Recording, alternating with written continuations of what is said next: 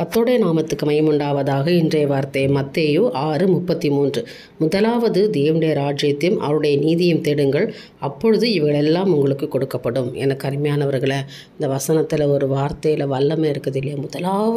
முதல்ல ஆண்டவரை தேடுங்க, கர்த்தரை தேடுங்க, அப்போ இவைகளெல்லாம் உங்களுக்கு கொடுக்கப்படும். உலக பிராரமான ஆசீர்வாதங்கள் உங்களுக்கு என்னெல்லாம் தேவையோ அவை எல்லாவற்றையும் ஆண்டவர் படிப்படியாக கொடுப்பார். காரணம், நீங்கள் அவரை தேட வேணும். தேவனுடைய ராஜ்யத்தையும் அவருடைய நீதியும் தேடுங்கள். தேவன் அவரை நோக்கி பாருங்கள். அவரை நோக்கி பார்க்கும் பொழுது உங்கள் வாழ்க்கையை ஆண்டவர் மாற்ற அவர் நல்லவராக இருக்கிறார்.